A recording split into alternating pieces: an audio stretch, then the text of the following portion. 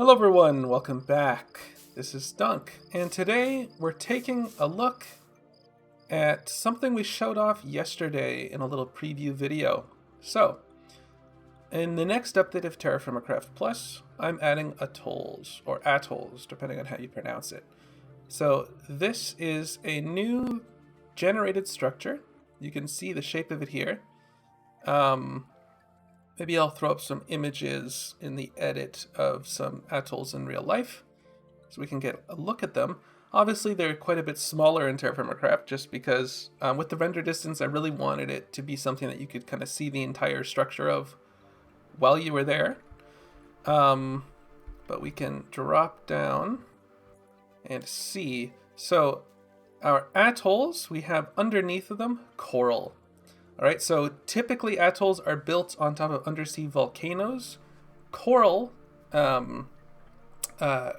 will grow on top of those structures and eventually push it up out of above the surface. So you typically get these white, chalky limestone calcite beaches made out of the broken down coral. So we have coral underneath. These atolls actually have a much higher rate of coral reef generation than normal terrain. So these will only spawn in deep ocean. We actually have two atolls here. So we have this one and this one. The rest of this is all deep ocean. We'll get into a little bit of how and where they generate. We can see that we have some scallops and starfish, some shallow pools with lots of seaweed. We have lots of palm trees here. Sometimes you'll get another island generating it in the middle. Most of the atolls will be kind of this empty ring structure here. On the higher elevations, you can get grass generating, but most of the time it's just going to be these kind of sandbars here. So, interesting thing about these atolls is that all of these palm trees you're seeing, these are coconut palms. So unlike the typical palm trees that you'll get throughout the world, nearly all of the palm trees, discounting these ones that lean over like this, that you'll have on atolls are going to be coconut palms. In addition, coconut palms are having their fruiting seasons reworked a little bit. So previously, coconut palms would be fruiting in April, which would mean that you'd only be able to visit an atoll in April if you wanted to collect these coconuts to bring home with you.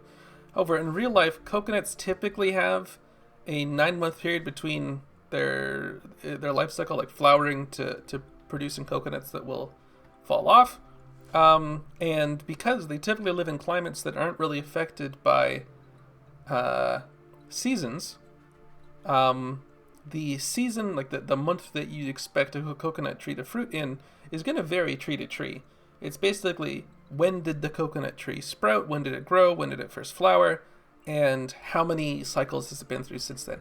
And so, coconuts are actually going to go through a different cycle depending on the tree. So every every block that the coconut tree is on is going to have a different cycle. So this coconut tree is actually fruiting right now. This one is not. So if we clicked on this coconut tree, we'd have all the coconuts fall to the ground. We could pick those up and have all of these coconuts available to us. So if you do visit one of these atolls, you are almost sure to find a number of trees that are bearing coconuts when you arrive. So we have that. In addition, I guess, with all the access to coral, you'll find here the coral blocks as well as the sand here. This is a source of limestone, if you like. In terms of the trees that can spawn on these islands, it's just fruit trees and palm trees. You're not going to find anything else. I have considered making these islands as an alternate option for spawning. So that is actually how I found these islands. I've just changed it so that the spawning biome is atolls. It doesn't always work for every world. Sometimes it just doesn't really find one and it'll dump you in the ocean. So I would not be adding a like a game mode or a world type where you always spawn on an atoll, just because some seeds just don't have an atoll to find. But I have thought about if I were to make it an optional spawn location, how feasible would that be? It would actually be quite difficult. So I have added rocks. Rocks can now spawn on sand like this, so you can find ore. This atoll does have chalcocite, small amounts of it. I'm not sure you'd be able to find enough to make a tool. Palm trees are not great for getting saplings, so that might be difficult. This plum tree here, you might be able to get saplings from that, and of course there's the coconuts. The only way to get clay on this island, because clay is not going to generate naturally in the soil, is that grass blocks have possibly dirt blocks, but I know for sure grass blocks have a small chance of dropping clay. That's how I found this one here. And you could collect. So I was actually, thinking about how that might work. I had a knife here before. It was collecting sap. You can see the UI for vessels is all messed up right now. We're still in the process of reworking how vessels work. But chopped down a couple of these trees, made the coracle base here. Was thinking about how maybe if you had like a large vessel and you put it on the campfire, you could get the pitch, make a clay bucket, and then use that to make a coracle. Making a paddle's easy enough. That might be your only option for escaping the island. That would be kind of difficult. You'd need to have grass. Like I said, not all atolls spawn with any grass. If you were lucky enough to have a spawn that had grass on it, you would have access to clay. But without that, you'd be kind of stuck.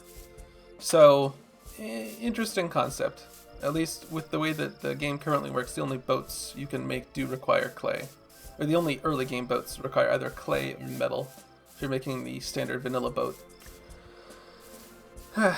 That said, I do want to talk a little bit about how these atolls generate. So this is the second time I've found two atolls close together. I'm not super surprised by that. In general, I think you're going to find them by themselves. Now, that's not super accurate. Compared to real life, you'll often see atolls in chains due to the underwater volcanoes.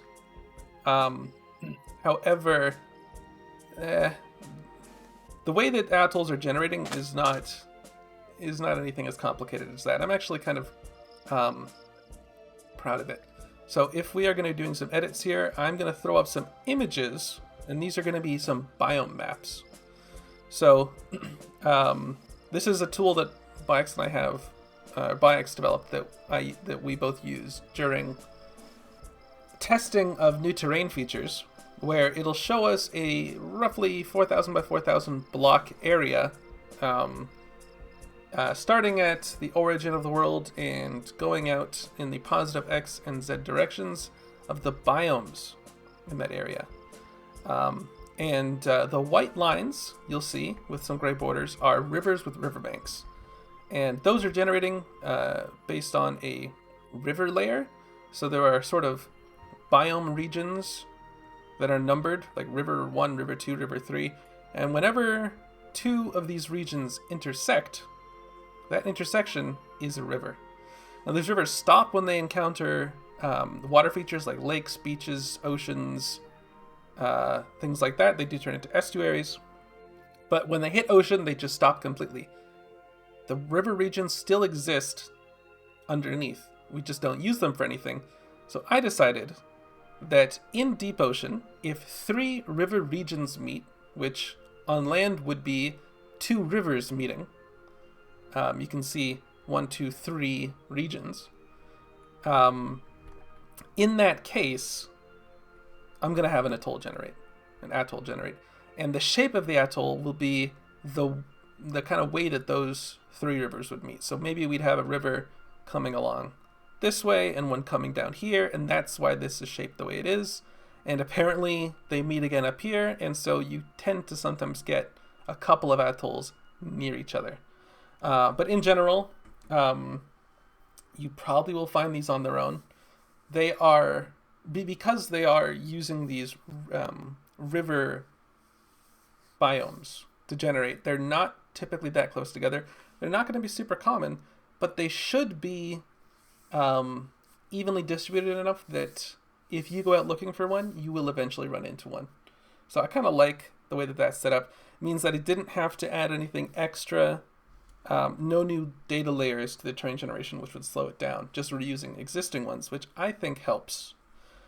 I guess I could have done it with the continents. I didn't really like that.